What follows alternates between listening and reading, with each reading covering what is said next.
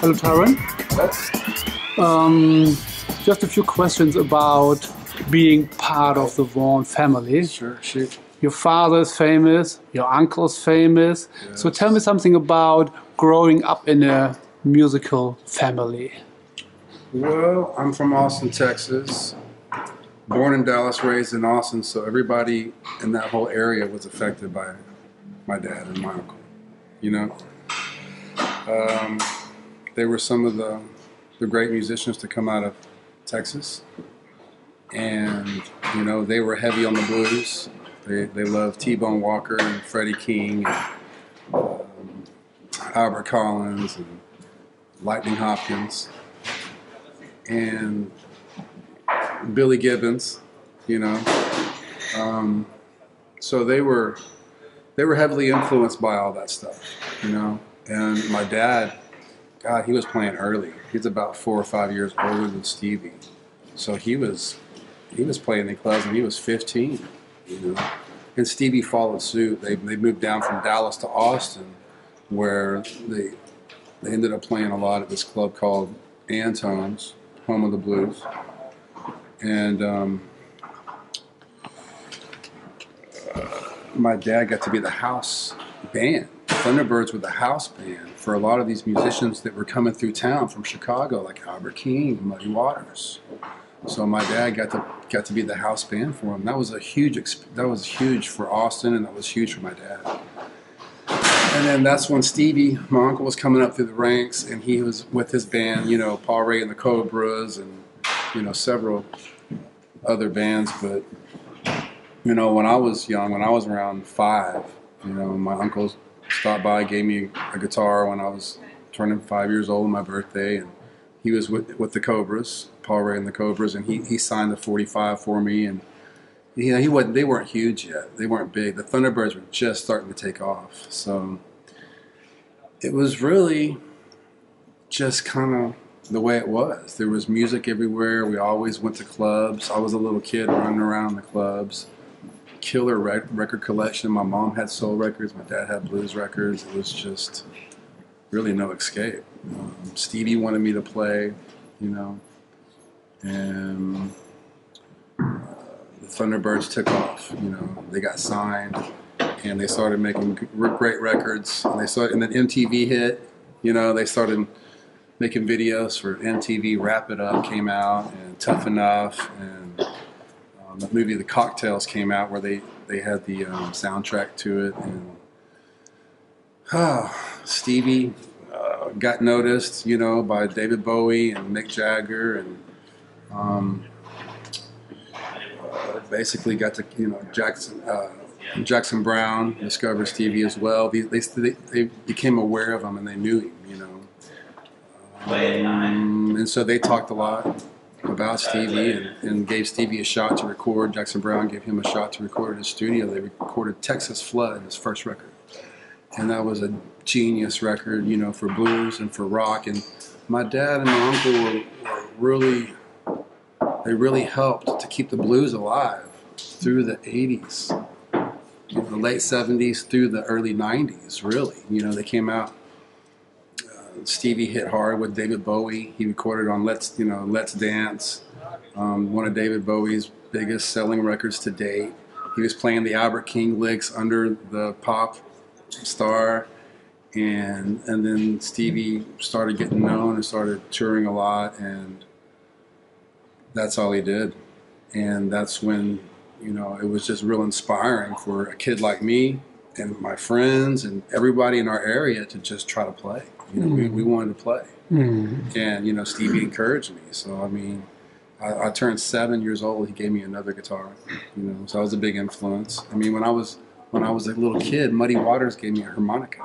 All right. You know? Okay. So I was just heavily influenced by it.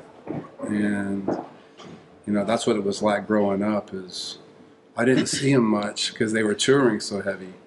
But I certainly was influenced by it. And that's the reason why you chose the guitar, or the guitar chose you? Yeah, it's like a magnetic pull. It just kind of, I'm drawn to it.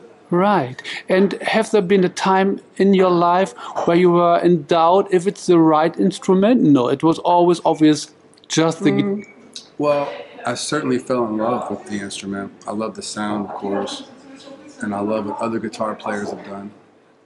But I felt kind of natural at it. I kind of felt good, and I kind of seemed to know what to do. And tell me something about the type of guitar that you play. Always was Stratocaster? Never did. For the most part. Yeah. For the most part, it's been Strats. Right. It fits like a glove. It feels real good. Never had experiences with Les Paul or ES or stuff like that? Telecaster. Right. Teles. Okay. But really just Fender stuff. Yeah. Having such a famous name, is it something pressure for you? Yeah, there's pressure. Yeah, I mean, are there people in the audience who say, okay, he is the son of Jimmy, and he's his uncle is Stevie Ray, and let's see what he's able to do? I'm sure that's mostly what people think. I think they're pretty excited though if they hear me play, because really they just see that I'm just an extension. I'm just cut from the same cloth. I come from the same school. Stevie's been gone a long time. And my dad's getting older in age.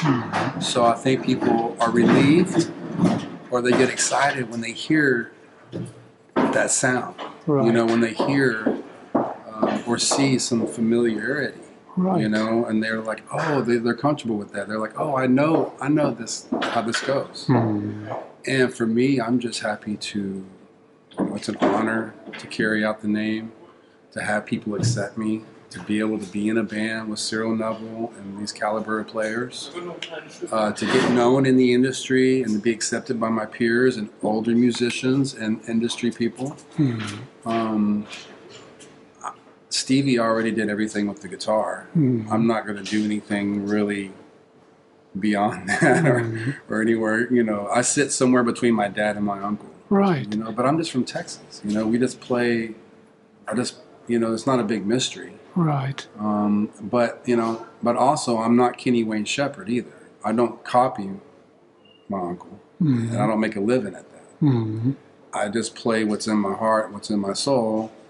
And me and my dad and my uncle, our hands kind of fall the same way. And there's similarities when it comes to tone and kind of style, how we hold the guitar, how we deliver a note. That's kind of, I'm just born with it. That's DNA. Right. So there's really no escape for me. Right. It's either going to work out or it's not. People are either going to, see, the people, the fans, they make you. If they decide that you're good, and they want to see you, then they'll come. And they'll come back for more and more. And people keep telling me, hey, I love it. You're doing great. Keep it up. Encourage me. So positive words keep me going. It's easy to just bow out and say, okay, I'm done, or I've had enough, but I feel like I'm built for it. I feel like I have what it takes to run the road, to play different countries. And, pressure's there for all artists. Yeah. Because you gotta be good, and you gotta feel good about what you're doing. And that needs to be enough, hopefully, so that the people can help support you, so you can support them. So far it's working out. I'm pretty young. I got a long way to go. But hopefully I'm making my uncle proud, and I know my dad's into it. He likes it. All right. Tyrone, thank you very much. All right. Thank you.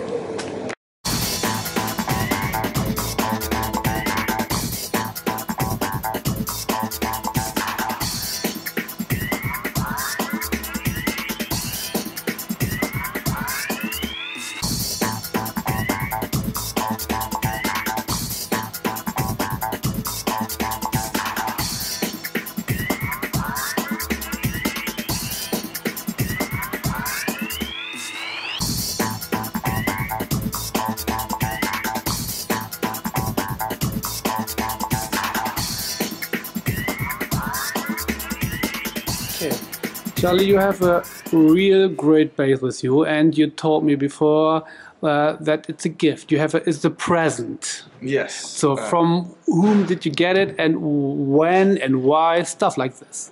I got it from Kim Stone, who played bass with Spire Gyra back in the 80s, and he also played with the Ripkingtons for many years.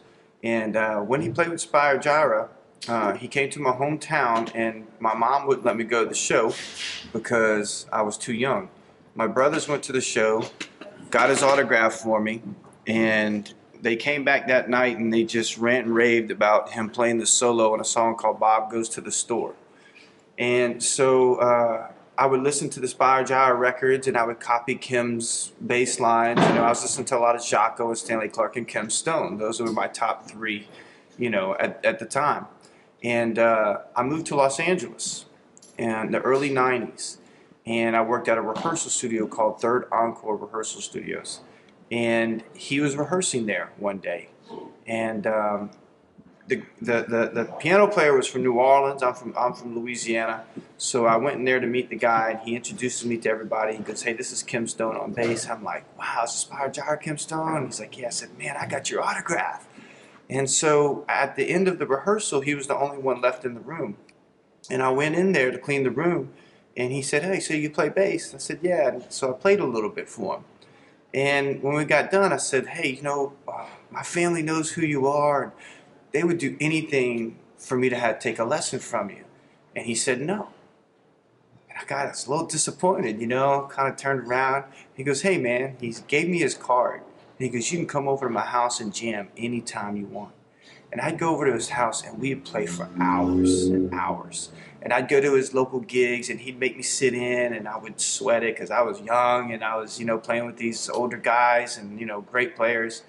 And one day he called me, and he said, "Man, I have this bass for sale." And I was like, "Man, Kim, I'm broke. I don't have any money, you know." And so a couple days later, he called me and said, "Man, I just would rather you have it." And he gave me this bass. All right. And this bass was on a Spire Gyra record that I used to listen to when I was a kid. Oh, great. And when he gave it to me, it was beautiful. This is all my hard work, I have to say. Right. You know, and the bass was a 4-string neck, and there was an air pocket in the neck, and he had tapped it on the ground while making a Spire Gyra record, and it exploded, and he had this neck custom made at the bass shop in New York City and turned it into a 5-string. So, and all the parts are like European parts, they're weird parts. There's not another bass like this in the world. It's very unique, it's mine. I've been playing it for about 23 years now, myself. And we all wish you would stop. And could you characterize the sound of the bass? I mean, it's really warm, I could hear at the sound check. Tell me something about the sound and the feeling of the bass. Yeah, it's really warm. It's often guys come up to me and ask if it's a fretless, you know, and it's not.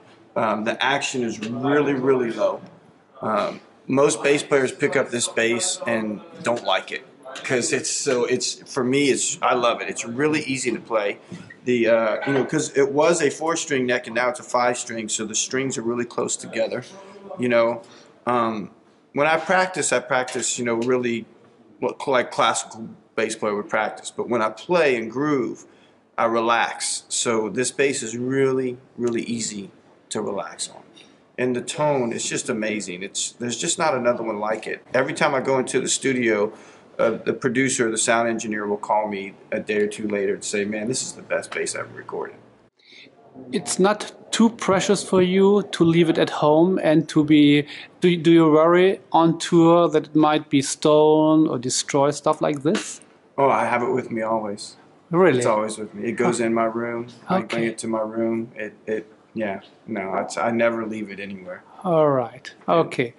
Charlie, thank you very much. Wish you all the best and good luck with that bass. Thank you.